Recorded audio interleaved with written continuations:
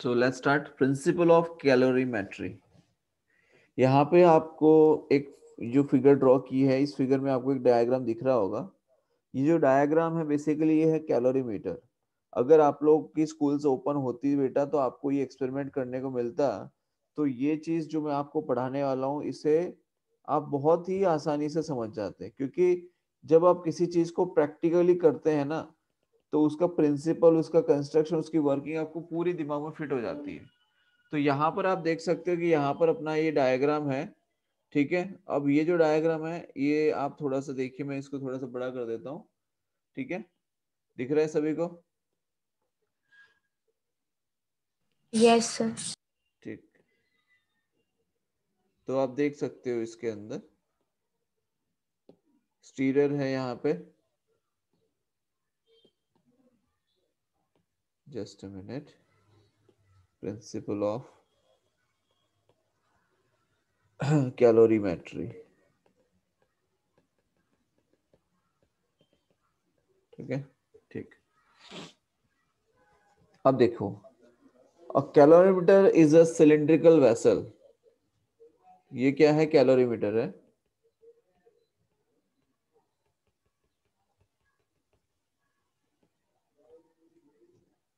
ठीक है, ये क्या है? Calorimeter. So basically we can say it's a cylindrical vessel and it is made up of a copper. ये किसका बना होता है? तो ये बना हुआ होता है कॉपर का।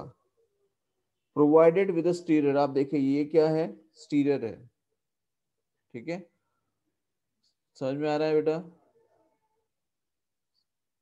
It's a stirrer, it's made up of copper and there is a lead.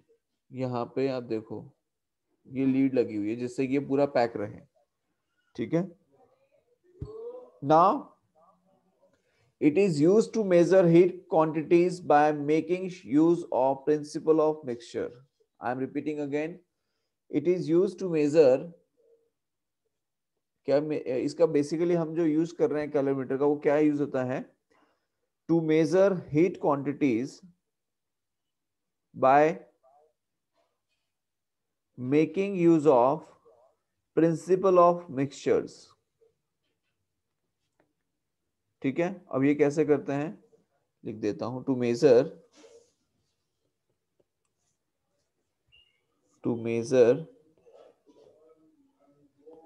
heat quantities to measure heat quantities by making use of principle of mixtures. ठीक है, ओके। अब आप समझिए, when bodies at different temperature are mixed together in the calorimeter, when bodies in different at different temperature are mixed together in the calorimeter, they exchange heat with each other.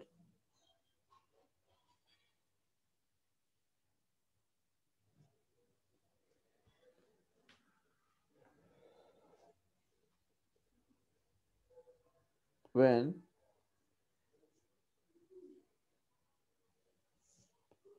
bodies at different temperature are mixed together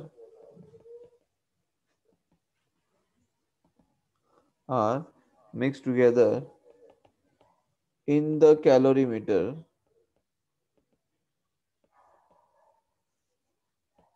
they exchange heat, they exchange। देखा होगा कि जब छोटे बच्चों के लिए दूध गर्म करके उसको ठंडा करना है, सपोज मान लीजिए किसी बच्चे को दूध पिलाना है, ठीक है। अब होता क्या है कि हमारे पास में दूध को ठंडा करने के लिए एक तरीका है, उसको आप रूम टेम्परेचर पर छोड़ दो तो वो ठंडा होता रहेगा धीरे। बट हमें आपको अर्जेंटली ठंडा करना है किसी भी चीज को। जैसे आपने कोई सब्जी बनाई, वो बहुत ज्यादा गर्म हो गई, अर्जेंटली किसी को खा के बाहर जाना है, तो आप क्या करते हो कि एक कंटेनर लेते हो और उसके अंदर पानी भरा हुआ होता है, राइट। और उस कंटेनर के अंदर आप क्या करते हैं कि एक और कंटेनर जिसमें आपको जो मटेरियल है, चाहे दूध ले लिया हो, चाहे सब्जी ले ली हो, चाहे कुछ भी रखा हो, ठीक है, जैसे ये चीज गर्म है, ठीक है, तो this is hot and this is cold. तो होगा क्या कि ये जो हॉटनेस है ये कोल्ड को प्रोवाइड करेगा और ये कोल्डनेस जो है वो हॉट को प्रोवाइड कर रहा होगा। मतलब कि यहाँ पे ये जो हॉटनेस है इस बॉडी के अंदर, वो हॉटनेस किसको ट्रांसफर कर रहा होगा? सराउंडिंग में ट्रांसफर कर रहा होगा। यस और नो? Yes sir. भाई जो पानी है यहाँ पर, जो भी मटेरियल, मतलब कुछ भी लिया है आपने, कोई भी गर्म चीज है, दूध है, गर्म पानी है, कुछ भी है, राइट? तो आपको अगर उससे कूल करना है, ठंडा करना है, तो आपने एक वेसल लिया, उस वेसल के अंदर पानी ले लिया ठंडा और उसको बीच में रख दिया। अब क्या हो रहा है कि आप इसको घुमाते रहते हो, ये हॉट वाला जो पार्ट है उसको आपने ऐसे ऐसे घुमाना शुरू कर दिया, अपने हाथ से पकड़ के ऐसे ऐसे घुमा रहे हो, ठीक है? तो क्या होता है उसकी वजह से कि इसके अंदर से हीट जो है वो रेडिएट हो रही होती है, मतलब कि हीट जो है क्या हो रही होती है, लूज हो जाती है in the surrounding, right? There is a loss of energy. तो ये, और दूसरा क्या है कि ये जो कोल्ड वाटर होता है वो जितनी हीट ये रिलीज करता है हॉट बॉडी, उतनी ही ये गेन कर लेता है। तो यहाँ पर हम एक चीज क्लियरली ये कह सकते हैं कि heat lost is equals to heat gain. बोलो, आई बात समझ में? कोई डाउट इसमें? Yes sir. ठीक है, तो कुछ कुछ यही बात हम लोग बेटा यहाँ पे कर रहे हैं। यहाँ पर हम कैलोरीमीटर के अंदर जो बात कर रहे हैं वो यही बात कर रहे हैं एक्चुअल में, ठीक है? अब आगे समझिए इस चीज को, ये मैंने आपको एक सिंपल तरीके से समझाने की कोशिश की है।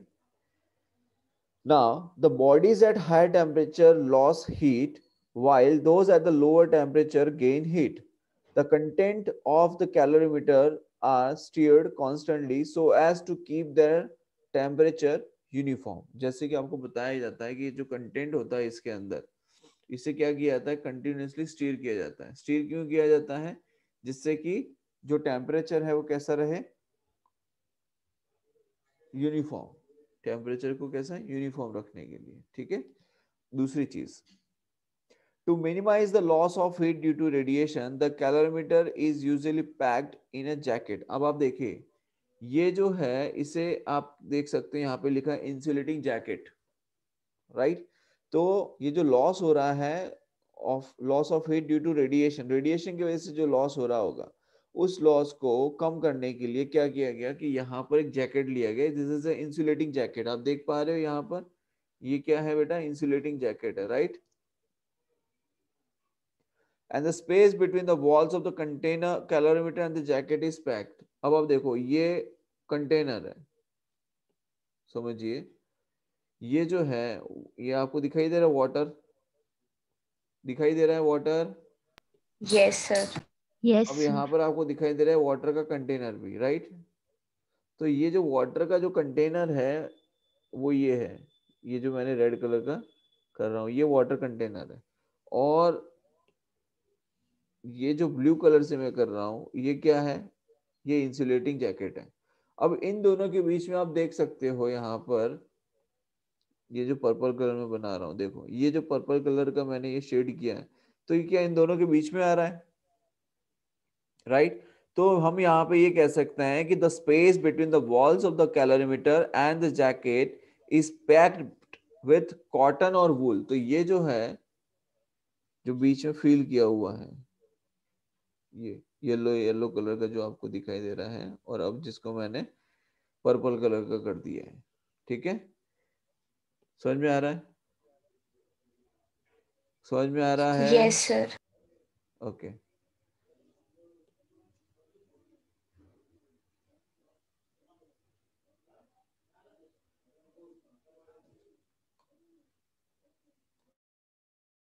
किससे पैक किया जाता है बेटा? कॉटन और वूल से हम पैक करते हैं इसको। बोलो, आई बात समझ में? Yes sir. ठीक है,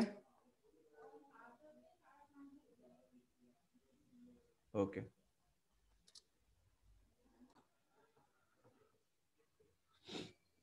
Now, if we assume that no heat is lost to surrounding, ठीक है। लेकिन ये सराउंडिंग में जो लॉस हो रहा है उसको प्रोटेक्ट करने के लिए हमने क्या किया, एक प्रोटेक्शन करने के लिए हमने एक तो यहाँ पे वूल या फिर कॉटन का इंसुलेटिंग मटेरियल लगा दिया है, राइट, जिससे कि क्या है कि हीट इधर उधर लॉस ना हो। दूसरी हम एक चीज और कर सकते हैं कि जो कैलोरीमीटर होता है, ठीक है, उसकी जो आउटर सरफेस है और इनर सरफेस है जिस पे जैकेट होता है, तो हम यहाँ पे कह सकते हैं कि the loss of heat due to radiation is minimized by polishing the outer surface of the calorimeter and the inner surface of the jacket। फिर से बता रहा हूं बेटा, समझिए ध्यान से। The loss of heat due to radiation, so we can say radiation is minimized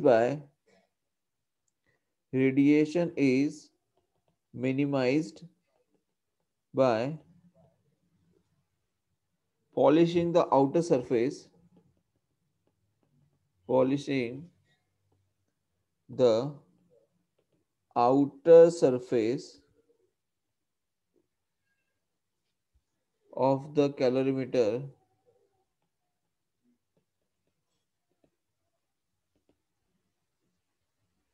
and inner surface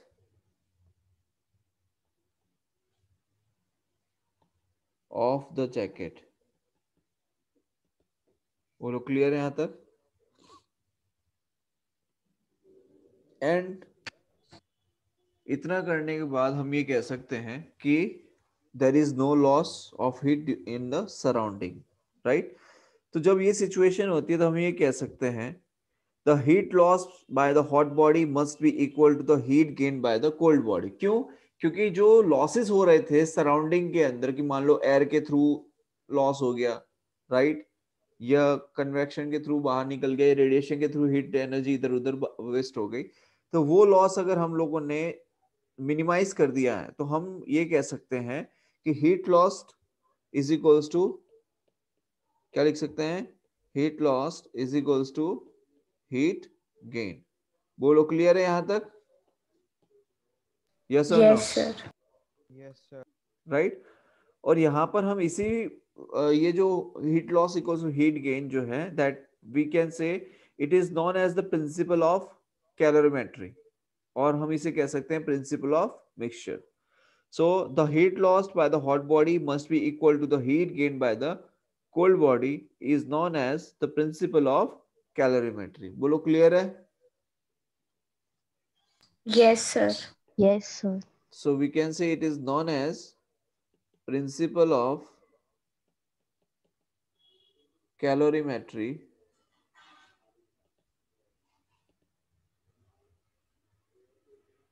or principle of mixtures. बोलो क्लियर है यहां तक? कोई डाउट इसमें? No sir. पक्का? Yes, sir. Yes sir. Okay great. आगे देखिए, यहां तक तो कोई डाउट नहीं है ना किसी को? No, sir. ग्रेट। अब हम देखते हैं कंडक्शन, कन्वेक्शन और रेडिएशन। नेक्स्ट टॉपिक जो है आपका बेटा वो है conduction.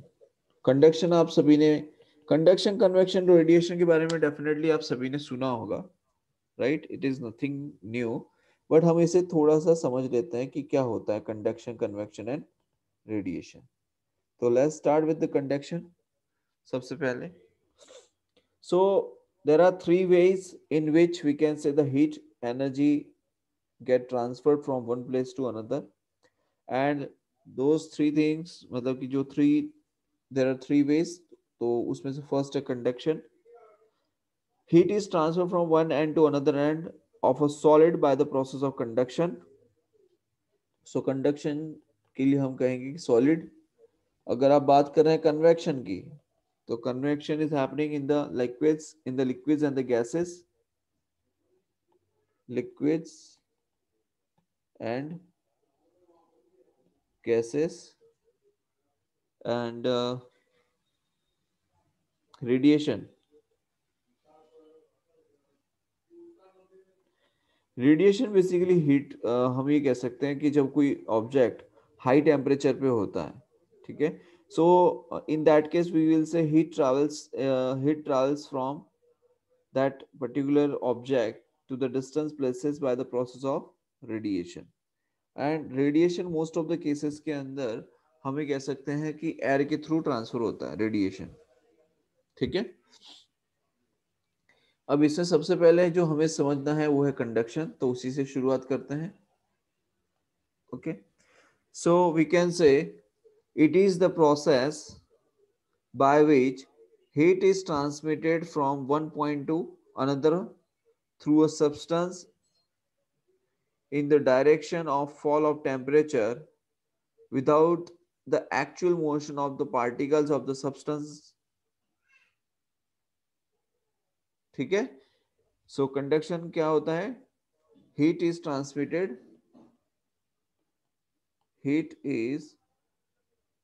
transmitted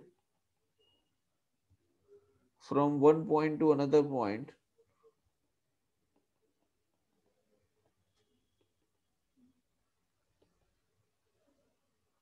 from one point to another point या one end to another end, ठीक है, through a substance.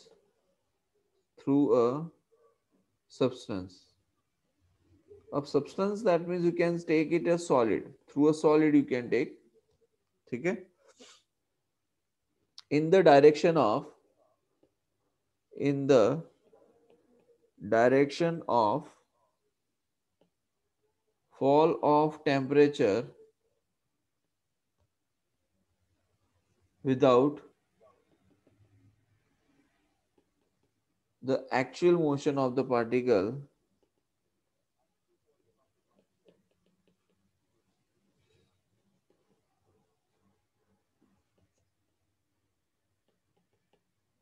of the substance.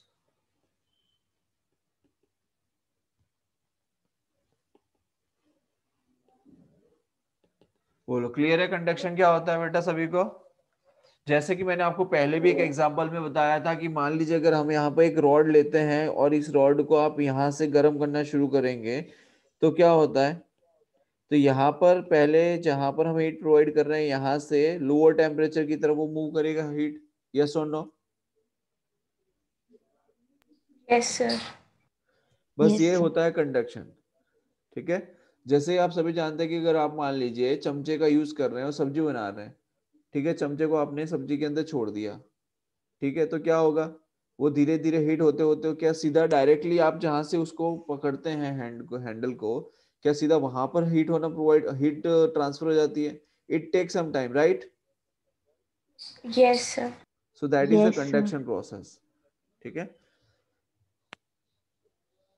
बोलो, यहां तक कोई डाउट है? No sir. No, sir.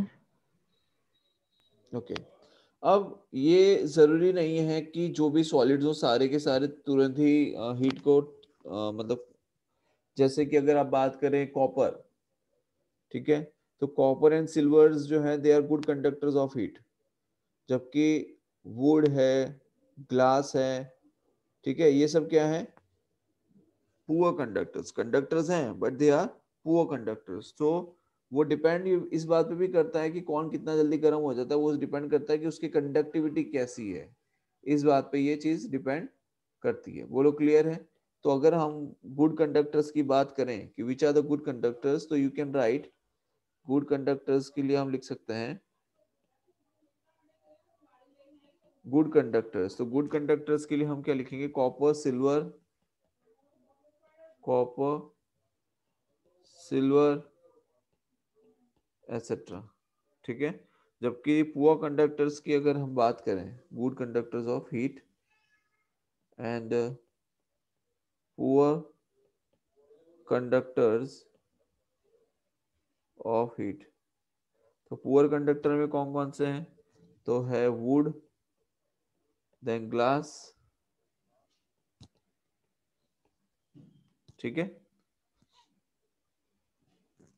अगर हम बात करें मेटल्स की, तो मेटल्स तो सारे अच्छे कंडक्टर्स होते हैं, ऑलमोस्ट जितने ही मेटल्स हैं वो सारे गुड कंडक्टर्स की कैटेगरी में आते हैं।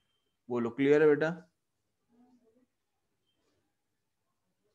Yes, sir. Yes, sir. Okay अब इसकी एप्लीकेशंस देखो। एप्लीकेशन मतलब कि जो हम चीजें रूटीन लाइफ में देखते हैं कंडक्शन की, उसी के बारे में हम बात कर रहे हैं। So we will say application of conductivity या कंडक्शन, ठीक है। तो जिसमें सबसे पहले नंबर पे अगर हम बात करते हैं, तो cooking utensils are provided with the wooden handle. क्या मुझे एक्सप्लेन करने की जरूरत है इसके बारे में?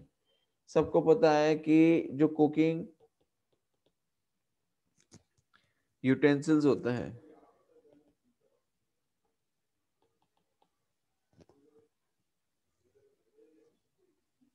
Are provided with wooden handles. क्यों वुडन हैंडल्स होते हैं, क्या मुझे बताने की जरूरत है कि आप समझ जाओगे?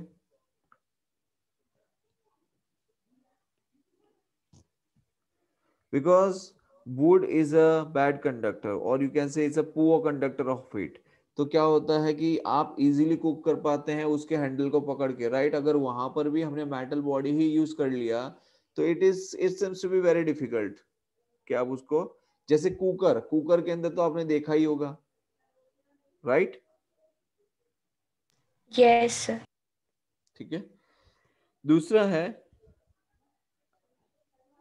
कंडक्टिविटी की। अगर हम एप्लीकेशन की बात करें तो आपने देखा होगा या सुना होगा, मान लो नहीं देखा तो सुना होगा, पढ़ा होगा कि Eskimos make double walled house of the blocks of ice. सुना है? जो एस्किमोस होते हैं, Eskimos make double walled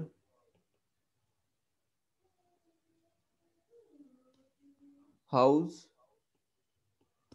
of the blocks of ice.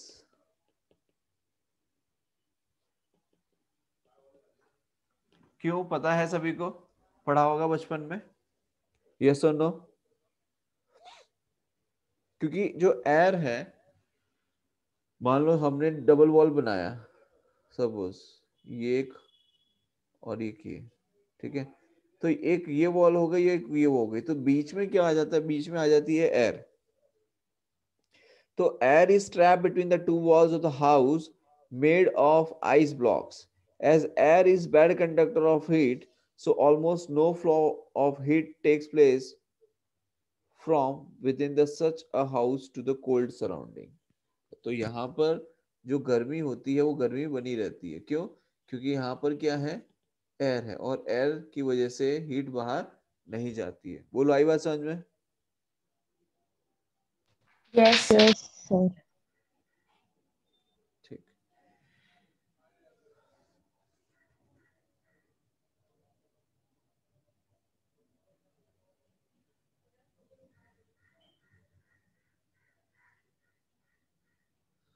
तीसरा है,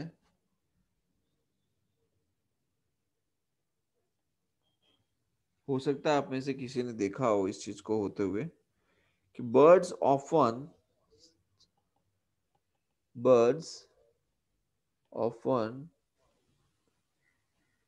swell their feathers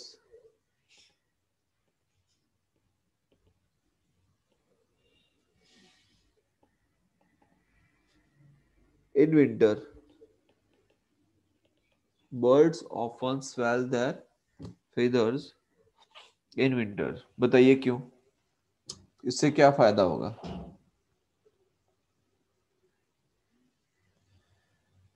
इससे उनको वार्मथ मिलती है। Right, exactly. इससे इनको क्या मिलती है? वार्मथ मिलती है। क्यों?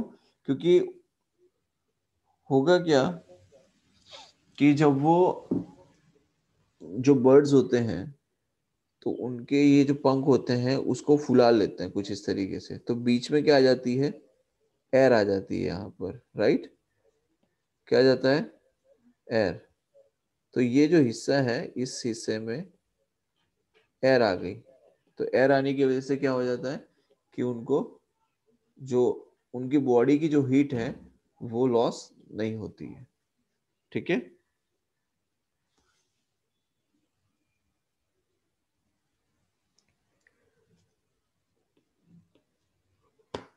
एक और छोटा सा एग्जांपल आप समझिए कि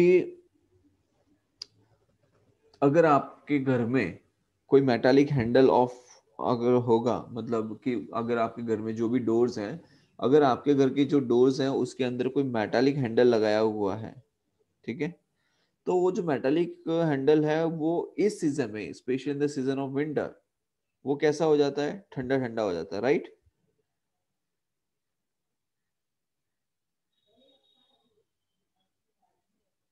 Yes, sir. तो वो ऐसा क्यों होता है?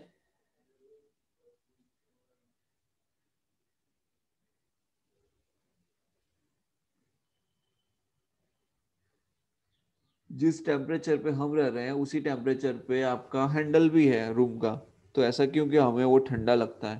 ठंडा नहीं लगना चाहिए, क्योंकि विंटर के अंदर the temperature of our body is more than the surrounding objects. So as soon as we touch the metallic handle, क्या होता है? जैसे हम मेटालिक हैंडल को टच करते हैं तो उसकी वजह से heat flows from our body to the handle and it appears cold. और हमें वो कैसा समझ में आता है कि वो कैसा है? कोल्ड है। कल नहीं परसों हमने फिजिकल सेंसेशन ऑफ वार्मथ के बारे में बार डिस्कस किया था, राइट? कि एक ही पानी है जिसको हम मतलब एक बार अपने हाथ को गर्म पानी में डालते हैं, फिर नॉर्मल टेम्परेचर में डालते हैं, और लेफ्ट हैंड को कोल्ड वाटर में डालते हैं, देन नॉर्मल टेम्परेचर में रखते हैं, तो हमें सेंसेशन जो फील होता है वो डिफरेंट होता है, राइट? तो उसी तरीके का यहाँ पर भी ये केस हमें समझ में आ रहा है। बोलो, क्लियर है? Yes, sir. Yes, sir. यहाँ तक कोई डाउट? No, sir. चलिए, बहुत No, बढ़िया। sir.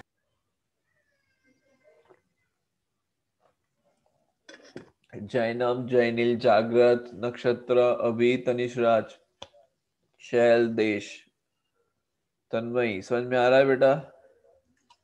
Yes yes sir. Yes sir. सबको समझ में आ रहा है? Okay, great. नेक्स्ट है थर्मल कंडक्टिविटी। नेक्स्ट क्या है? Thermal conductivity. क्या होता है थर्मल कंडक्टिविटी? तो देखिए, देखिए सपोज यहाँ पर हमने एक हॉट फेस लिया है, ये से नहीं बन पाएगा।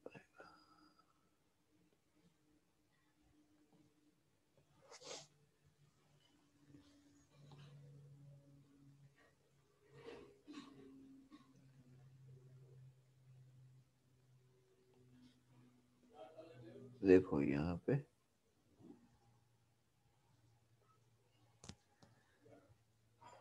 ये हॉट फेस है, ये क्यूब हमने शो किया है। Hot face T1, cold face T2, and the flow of heat, flow of heat, and this is cold phase T2। ठीक है, ये डिस्टेंस T है, दिख रहा है सभी को? Sir. Yes, sir. Okay, great, ठीक है, बढ़िया है। देखिए होता क्या है The amount of heat flowing through a substance by conduction depends upon the number of factors. तो कौन कौन से फैक्टर्स हैं जिसके ऊपर जो हीट जो हम ट्रांसफर करने की बात करें कि कोई बॉडी है सॉलिड बॉडी के थ्रू हीट ट्रांसफर होती है और उस मेथड को हम कंडक्शन कहते हैं। तो ये कौन कौन से फैक्टर्स हैं जो इसमें अपना रोल प्ले करते हैं। तो हमने उसको समझने के लिए क्या किया है कि एक स्लैब लिया है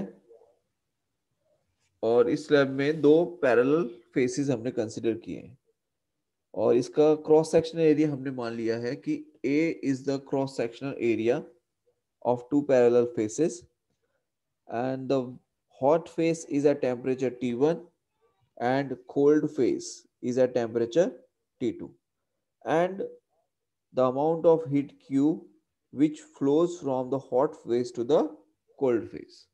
तो हम लिख सकते हैं सबसे पहले तो कि जो हीट है the Q is proportional to area cross section area of the face। दूसरा that Q is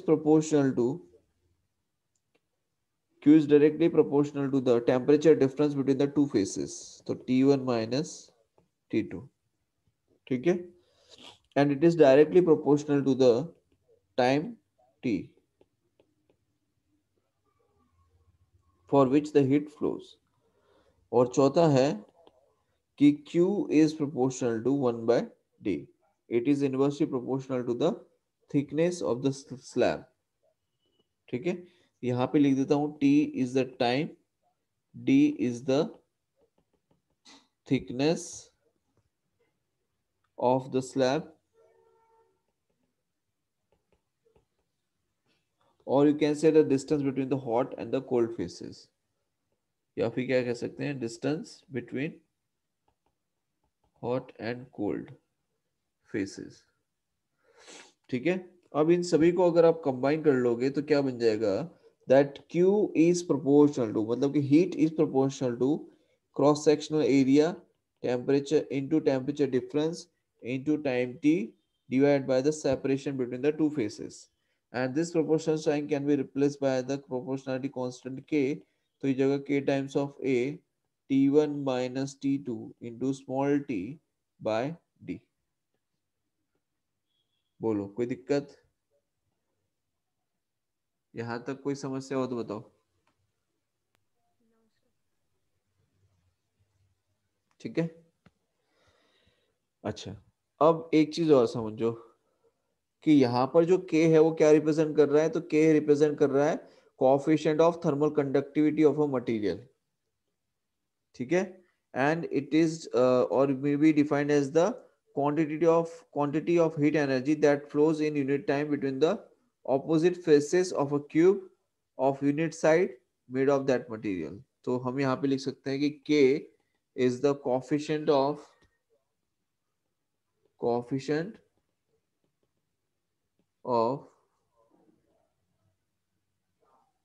thermal conductivity क्या लिखेंगे coefficient of thermal conductivity of a material। बोलो क्लियर है यहाँ तक। अच्छा अब Yes, आगे sir. समझो कि ये जो हीट है इसे हम लिखेंगे dq small amount of heat. जो q है उसको क्या लिखेंगे small amount of heat dq because अगर हम ये कंसीडर करें the small amount of heat dq that flows between the to faces of the slab of the material in small time dt right. तो हम लोग लिख सकते हैं यहाँ पे लिख देता हूँ रुको कि small amount of heat dq flows between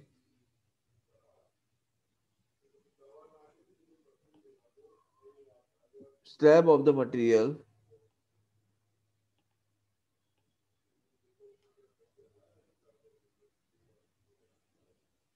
in small time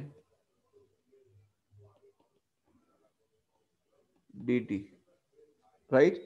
तो dq इज इक्वल्स टू हम क्या लिख सकते हैं, k टाइम्स ऑफ a मतलब एरिया, चेंज इन टेम्परेचर तो T1 माइनस T2, और स्मॉल टाइम इंटरवल है dt divide by the separation between the to faces.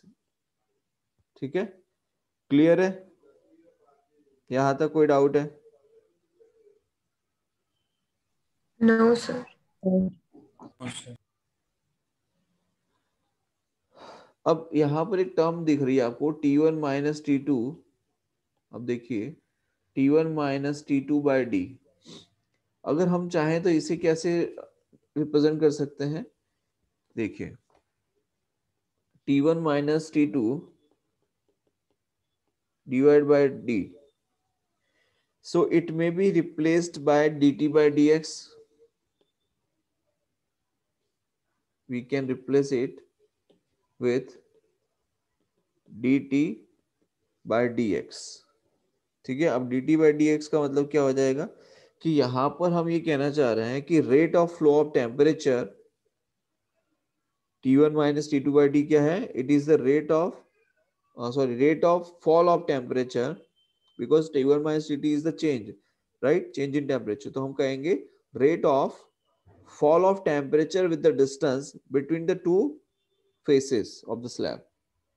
ठीक है, और इसे हम कह सकते हैं टेम्परेचर ग्रेडियंट। क्या कहेंगे बेटा, टेम्परेचर ग्रेडियंट। बोलो ये चीज समझ में आई?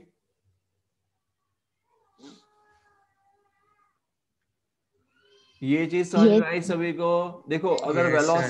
वेलोसिटी v बाय एल लिखता हूं, अगर मान लो वेलोसिटी बाय डिस्टेंस एल लिख दूंगा तो उसे वेलोसिटी ग्रेडियंट कहा जाएगा। सिमिलरली यहां पर भी क्या किया जाता है कि टेम्परेचर का जो रेफरेंस है उसको हमने डिवाइड किया है d से, मतलब कि d is the separation between the to faces of the slab, तो उसे हमने रिप्रेजेंट किया है dt बाय dx से, तो that is known as the temperature gradient, right. Clear है यहां तक? Yes, sir. तो yes, यहां sir. पर हम लिख सकते हैं कि dq by dt is equals to minus of k times of a into dt by dx।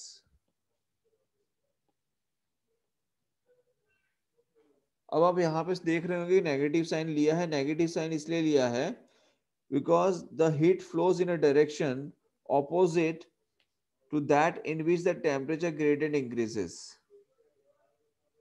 फिर से रिपीट कर रहा हूं, नेगेटिव साइन क्या इंडिकेट कर रहा है कि जो हीट फ्लो हो रहा है, the heat flows in a direction opposite to that in which the temperature gradient increases। तो temperature gradient increases डायरेक्शन में हो रहा है, सपोज टेम्परेचर ग्रेडियंट इस डायरेक्शन में टेम्परेचर ग्रेडियंट इंक्रीज हो रहा है dt by dx, और उससे ऑपोजिट डायरेक्शन में क्या हो रहा है, हीट का फ्लो हो रहा है, राइट। सपोज अगर लिखें dt by dx तो टेम्परेचर ग्रेडियंट इस डायरेक्शन में जा रहा है, और इस डायरेक्शन में क्या जा रहा है, फ्लो ऑफ द हीट। बोलो आई बात समझ में? Yes, sir. Yes, sir. बोलो यहां तक किसी को कोई डाउट है? No, sir. No, No, sir. sir. तो ये हो गया कंडक्शन। अब आगे समझिए कन्वेक्शन।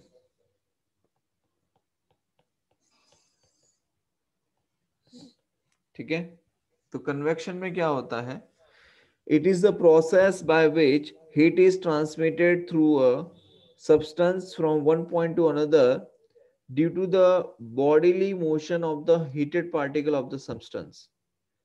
फिर से रिपीट कर रहा हूं, एक बॉडी से दूसरी बॉडी पे ट्रांसफर हो रहा है ड्यू टू द, मैं जो मेन पॉइंट है वो लिख रहा हूं, due to the bodily motion, bodily motion of the heated particle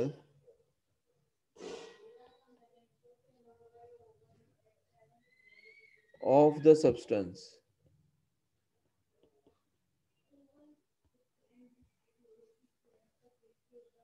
समझ में आया?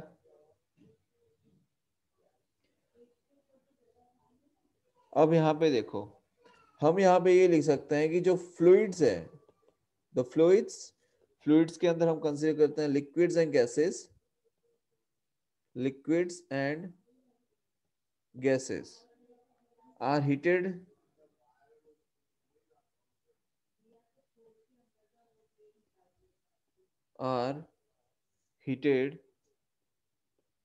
by this process. ठीक है,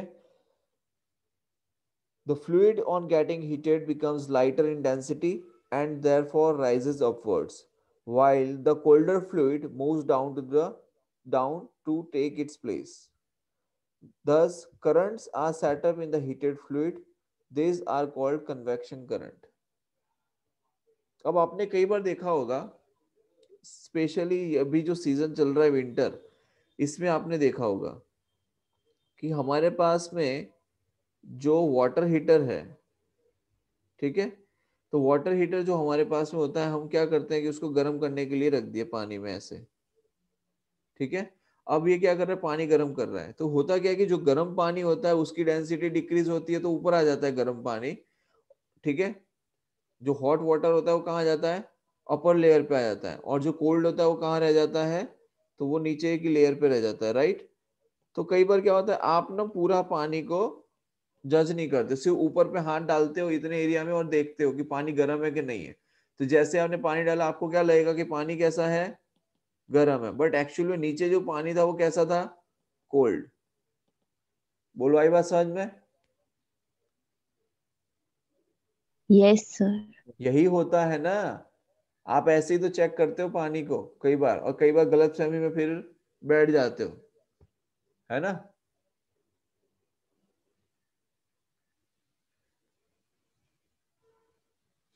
बोलो, क्लियर है यहां तक? Yes, sir. यहां तक किसी यस। को डाउट है? No, sir. यस। तो यहां पर क्या होता है कि कन्वेक्शन करंट कहते हैं इसे, ये जो करंट सेटअप होता है, क्योंकि हॉट वाटर जो है वो राइज होके कहाँ जाता है, ऊपर जाता है, because of its density is decreases, and यहाँ पे एक सेटअप हो रहा है जिसे कहते हैं current. Currents are set up in the heated fluid and these are called convection current. तो मैं लिख देता हूं इसे, आप ध्यान रखिएगा कि currents are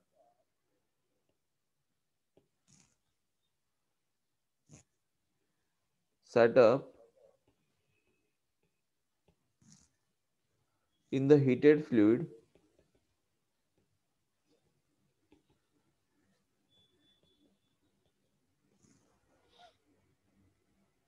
these are called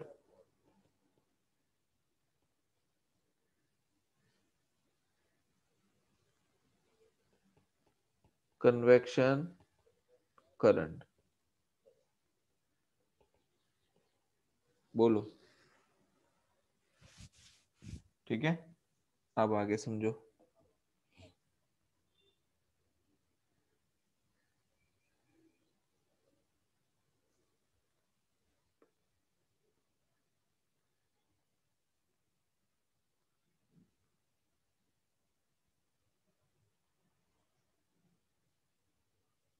इसकी सबसे मेन एप्लीकेशंस की अगर हम बात करें, एप्लीकेशन ऑफ कन्वेक्शन, तो आप देखिए, the first application is convection plays an important role in ventilation। it plays an important role in ventilation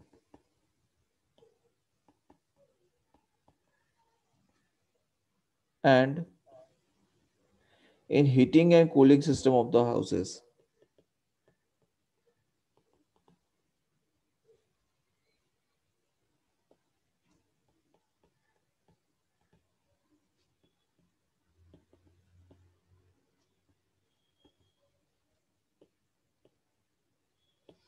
बोलो, समझ में आया?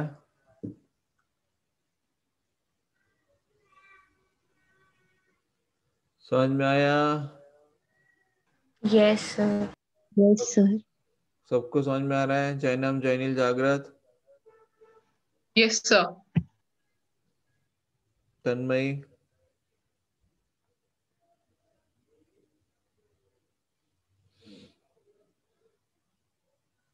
अभी, शैल, Yes, sir. समझ में आ रहा है बेटा? Yes, sir. Yes, sir.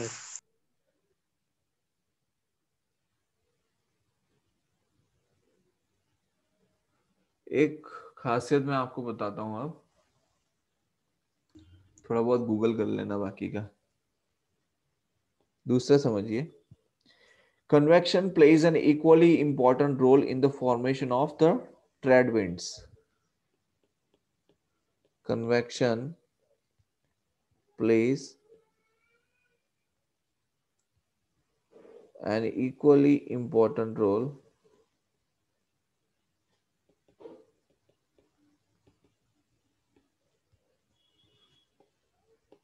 in the formation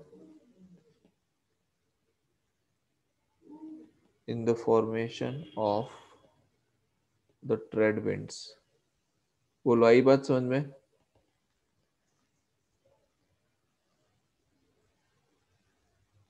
ठीक है। और मॉनसून आने का जो सबसे बड़ा फैक्टर है इंडिया के अंदर, वो क्या है बेटा? कन्वेक्शन। अगर कन्वेक्शन नहीं होगा तो इंडिया में मॉनसून नहीं आएगा, ये मान लो। समझ में आया? क्योंकि समर्स में क्या होता है कि इंडिया के अंदर जो भी प्लेन्स हैं, प्लेन्स मतलब जो जहां पर पानी नहीं है, ठीक है, तो जितने भी प्लेन एरियाज हैं वहां पर क्या होता है कि वहां पर भयंकर गर्मी पड़ती है,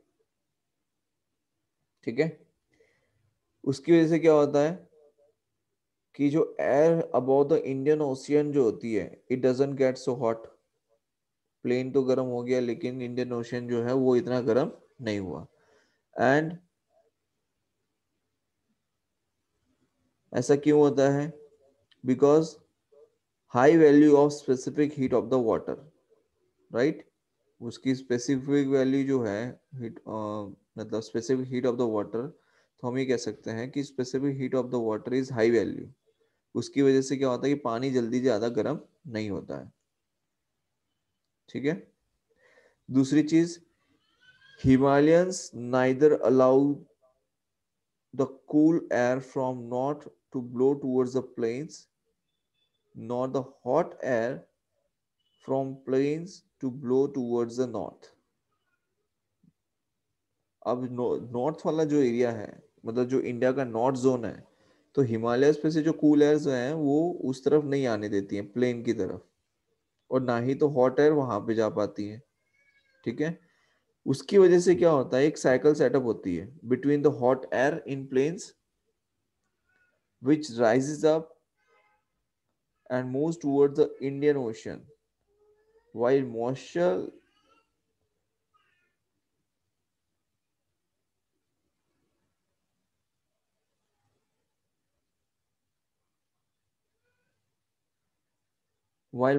laden less hot air move towards the plains in India, causing rains. Just a minute. So आपको क्लियर हुआ कि कैसे मॉनसून आता है इंडिया में, right? That is also because of the convection. बात आई समझ में? सी ब्रिज और लैंड ब्रिज के बारे में आप लोगों ने ऑलरेडी स्टडी किया होगा। सी ब्रिज और लैंड ब्रिज के बारे में तो आप जानते ही हैं सभी। सी ब्रिज और लैंड ब्रिज के बारे में जानते हैं सभी? Hello, Yes, sir. सी Yes, ब्रिज और sir. लैंड ब्रिज के बारे में तो आप सभी जानते हैं कि नहीं? Yes, sir. 9th स्टैंडर्ड में भी आया होगा वो तो, ठीक है। कि समुद्र से हवा जो है वो कैसे आती है लैंड की तरफ, और लैंड की तरफ से कैसे समुद्र की तरफ जाती है, वहां पर सी ब्रिज और लैंड ब्रिजेस हमें देखने को मिलते हैं, ठीक है। That is also because of convection. तो मैं लिख देता हूँ sea breezes and land breezes. ठीक है, नेक्स्ट है Newton's law of cooling. Next है which is very important, Newton's law of cooling. अब देखिए इसे, तो Newton's law cooling Newton's law of cooling states that rate of cooling of a body, rate of cooling of the body directly proportional to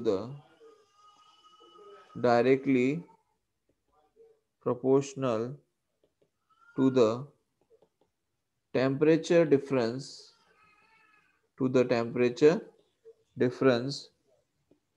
between the body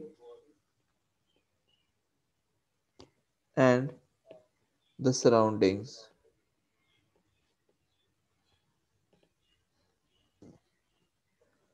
Provided the temperature difference is small.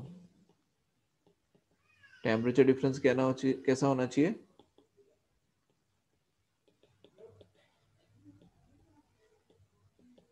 कम होना चाहिए।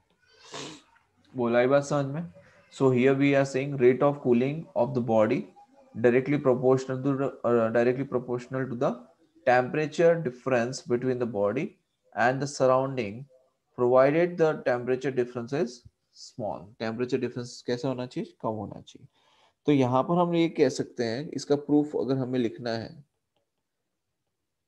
तो क्या है कि हमने एक body consider की है थीटा टेम्परेचर। तो let's say consider a hot body at temperature theta, and theta naught be temperature, let theta naught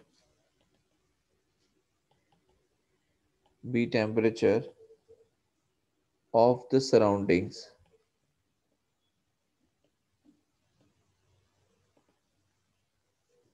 ठीक है, if the body loses a small amount of heat dq, if the body loses a small amount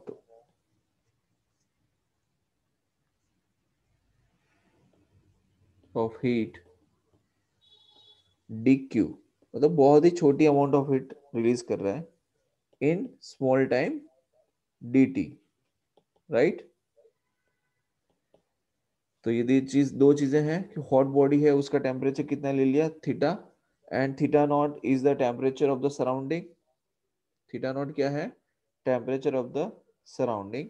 if the body losses a small amount of heat dq in small time dt, तो हम क्या लिख सकते हैं? Rate of loss of heat, rate of loss of heat, इसे हम लिखेंगे minus of dq by dt, ये लिखेंगे। ठीक है, and according to Newton's law of cooling ये क्या हो जाएगा?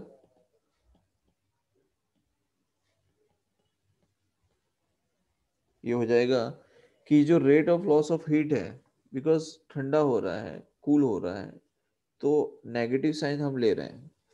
ठीक है, तो minus of dq by dt and it is proportional to the temperature difference. तो टेम्परेचर डिफरेंस की अगर हम बात करें तो कितना? Theta minus theta not. यहाँ पर थीटा जो है it's a temperature of the hot body and theta not जो है वो temperature of the surrounding. So minus dq by dt is proportional to, हम क्या लिख सकते हैं? Theta minus theta not. Clear है बेटा सभी को? There is a small change of temperature dq,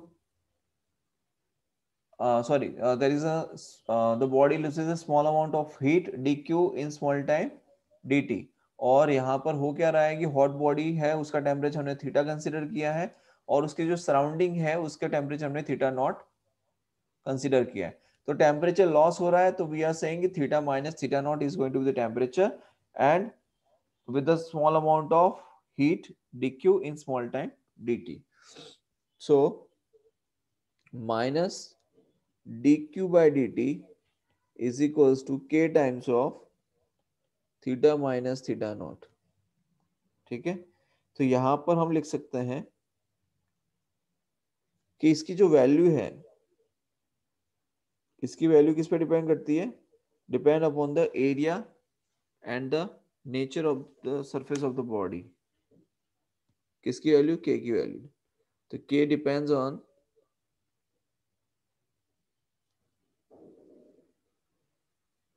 area and nature of surface of the body। ठीक है, सो यहां पर हम कह सकते हैं बेटा कि अगर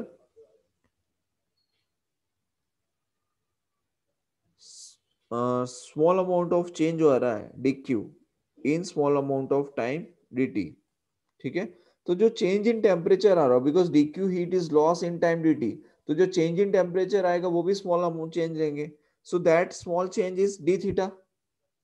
हम क्या लिख सकते हैं कि small change in temperature will be d theta. So here we can say if the temperature of the body falls by a small amount, if the temperature of the body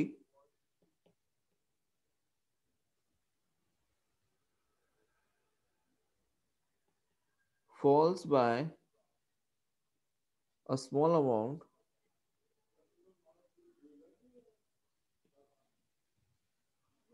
d theta in time dt, तो हम क्या लिखेंगे?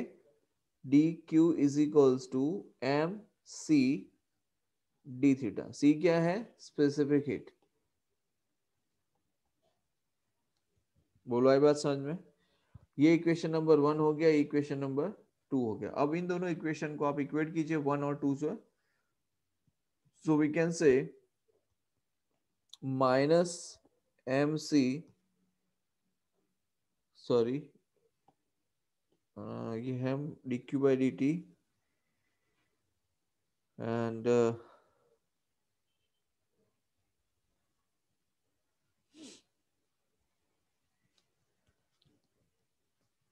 dq is equals to mc d theta, यहाँ पर dt से divide करना पड़ेगा, so we can write dq by d theta is equals to mc into d theta by dt। ये इक्वेशन नंबर 3 आ गई। तो आप क्या करें, इक्वेशन 1 और 3 को इक्वेट करें आप, तो क्या हो जाएगा? Minus times of mc d theta by dt is equals to k times of theta, minus m into c d theta by dt equals to k times of theta minus theta naught. बोलो clear है? Yes, clear sir. है? तो यहाँ पे हो जाएगा minus D theta by D T is equals to K by M into C theta minus theta naught. बोलो यहाँ तक कोई डाउट है किसी को? No, sir. No, पक्का? sir. Yes, sir. Yes, sir. अब आप समझो यहाँ पर k बाय एम सी हमने जो लिया है, जिसमें m is the mass, c is the specific heat and k is the proportionality constant, तो हम इसे रिप्लेस कर सकते हैं with another constant capital K, right? हम इसे so k by m c can be replaced by capital K। हम इसे K से रिप्रेजेंट कर रहे हैं। यहाँ पर नेगेटिव साइन क्या रिप्रेजेंट कर रहा है? It indicates that as the time lapses the temperature of the body decreases. तो नेगेटिव साइन क्या रिप्लेस कर रहा है? Negative sign shows that temperature decreases as the time lapses। temperature decreases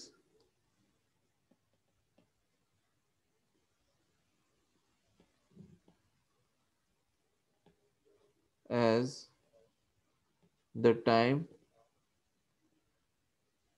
lapses.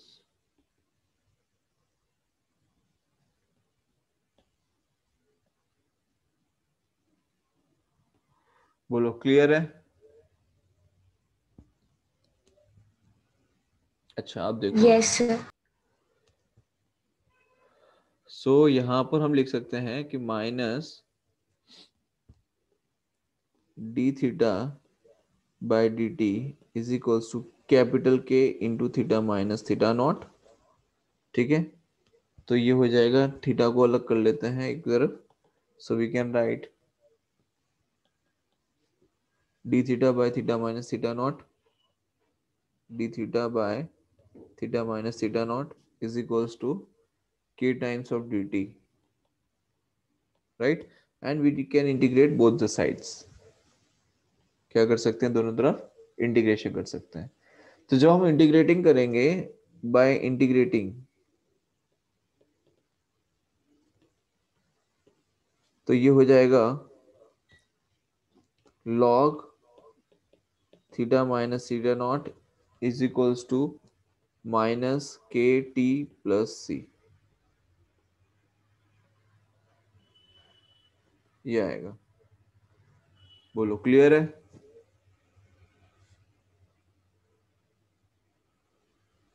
Clear Yes, है? sir. और इसका जब आप ग्राफ Yes, sir. बनाएंगे, ग्राफ देखो, वैसे नॉर्मली पूछा तो नहीं जाएगा, बट स्टिल अगर आप इसका ग्राफ बनाएंगे तो graph will be like this, graph log base E Q minus Q not, फिर से बना देता हूँ,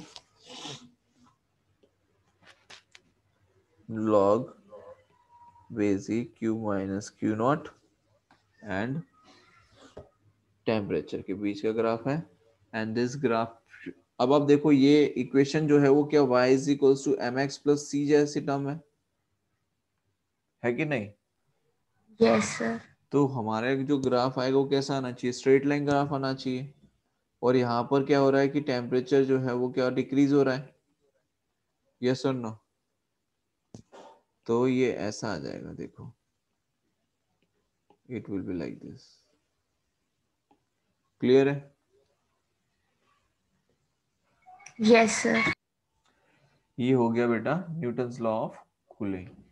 ठीक है, नेक्स्ट है रेडिएशन। बेटा यहाँ तक किसी को डाउट है? अभी, शैल, No, देश, sir. नक्षत्र? No doubt, No, sir. Okay great. Pankaj? No, sir. Okay अच्छा, अब रेडिएशन देखो। रेडिएशन के बारे में हम जैसे जानते हैं कि it is the process by which heat is transmitted from one place to another without hitting the intervening medium. ठीक है, जैसे कि अब आप एक चीज समझिए कि हीट को रेडिएशन करने के लिए, रेडिएशन करने के लिए क्या हमें किसी मीडियम की रिक्वायरमेंट होती है, यस और नो? रेडिएशन के लिए क्या हमें हीट की रिक्वायरमेंट होती है? सॉरी, रेडिएशन के लिए क्या हमें किसी मीडियम की रिक्वायरमेंट होती है, यस और नो? क्या रेडिएशन करने के लिए क्या हमें किसी मीडियम की रिक्वायरमेंट है? No, sir. For example sun, sun से अर्थ तक लाइट आती है और हीट आती है, राइट? तो जो अर्थ तक हीट आ रही है वो आ तो वैक्यूम में से ही रही है, इसका मतलब हमें किसी मीडियम की जरूरत नहीं है। रेडिएशन के लिए क्या हमें किसी मीडियम की जरूरत है? No, sir. नहीं है, राइट? सो यहां पर हम ये कह सकते हैं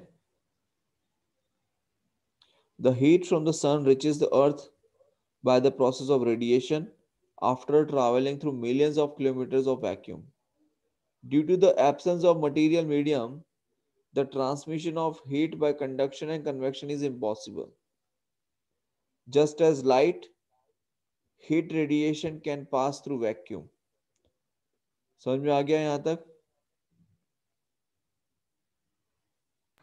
Yes, sir. और जो हीट रेडिएशन है it is a part of electromagnetic spectrum. ये चीज आप पढ़ोगे 12th स्टैंडर्ड में जाके बेटा, इलेक्ट्रोमैग्नेटिक स्पेक्ट्रम के बारे में। तो यहां पर हम कह सकते हैं heat radiation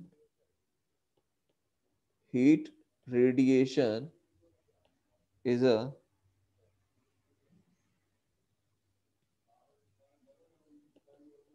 part of the electromagnetic spectrum.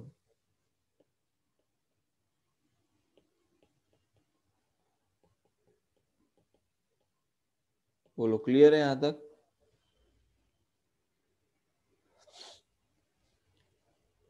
Yes, sir. अब जैसे कि एक तो एग्जाम्पल हमने समझ ही लिया, अगर हम इसकी बात करें एप्लीकेशन की, तो सबसे पहले एग्जाम्पल तो हमने यही समझ लिया कि thermal radiation can travel through the vacuum, right. अगर हम इसको स्टडी करें in the form of application, या फिर हमें कहें कि properties of thermal radiation, properties of thermal radiation, तो उसमें सबसे पहले अगर हम प्रॉपर्टी को समझें तो सबसे पहला हमने जैसे स्टडी किया कि जो सन से जो हीट आ रही है अर्थ तक, it is passes through the vacuum, so we can say thermal radiation can travel through the vacuum, so I can write that it can travel through the vacuum, right. लिख सकते हैं ना बेटा? Yes, sir. So it can travel through vacuum, right? दूसरा है thermal radiation always travel along straight line, तो हम लोग कह सकते हैं कि it always travel along straight line, it always travel along straight line।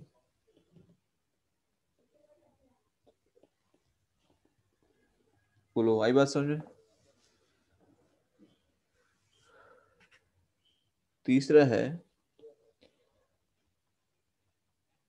thermal radiation obey the law of reflection, so we can say it obey the law of reflection। कैसे? तो आपने देखा होगा जैसे ओवन है, पहले के जो ओवन आते थे आपने देखा होगा, राइट, जो कैंटीन के अंदर स्पेशली, अभी जो माइक्रोवेव ओवन चल रहे हैं मैं उसकी बात नहीं कर रहा हूँ। पता है कि जैसे पुराना जो गरम करते थे, पफ वगैरह जैसी चीजें जिसे गरम करने के लिए यूज की जाती, तो क्या करते थे कि एक पेटी होती थी, उस पेटी के अंदर, पेटी मतलब कांच की पेटी टाइप होता था, एंड अंदर मटेरियल मेटल सरफेस होती थी, ठीक है, और उसके अंदर वो कैसा होता था कि शाइनिंग सरफेस होती थी। तो सपोज यहाँ पे अगर हमने एक बल्ब लगाया हुआ है, ठीक है, यहाँ पे क्या किया है, एक हमने बल्ब लगाया हुआ है, तो उस बल्ब की रेडिएशन की वजह से ये पूरा पूरा जो पार्ट है वो क्या रहता था, हीट रेडिएट करता रहता था, राइट। तो यहाँ पर भी क्या है, हम ये कह सकते हैं कि it obeys the law of reflection. उसको मैं प्रॉपर्ली एक्सप्लेन करता हूँ आपको। सपोज यहाँ पर हमने एक स्फीयर ले लिया है,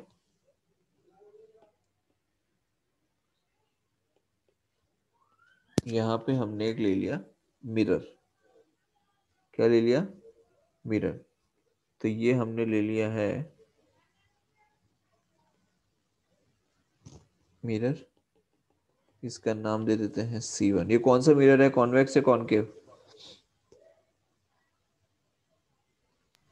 Concave. Concave. Yes, concave mirror है, राइट। यहाँ पर हमने ले लिया है हॉट आयरन बॉल,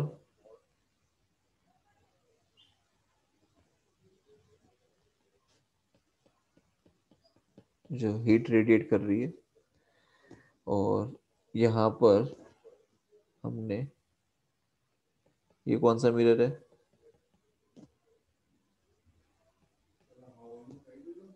बोलो,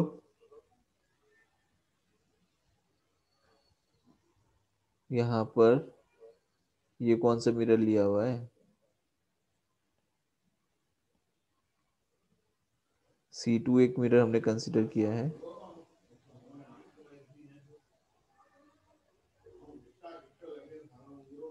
अब यहाँ पे देखिए, ये मान लो थर्मोमीटर है, ये क्या मान लेते हैं, it's a T, T means thermometer, ठीक है। तो क्या होगा, यहाँ से हीट रेडिएशन होगा कुछ इस तरीके से, देखिए, और यहाँ से ये हीट ऐसे जाएगी,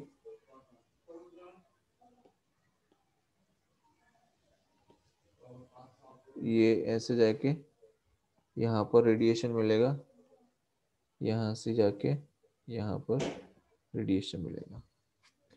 बोलो, आई बात समझ में? Yes, sir. Yes, sir.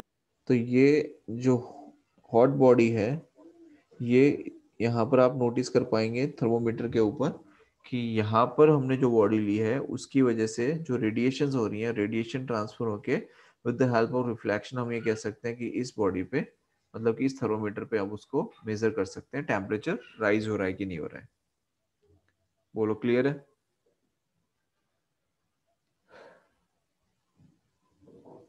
Yes, sir. Yes, sir. ठीक है। दूसरी यहाँ पर हम ये कह सकते हैं, चौथी चीज है, लास्ट पॉइंट है, that it obeys the inverse square law. Inverse square law मतलब it is proportional to 1 by r square.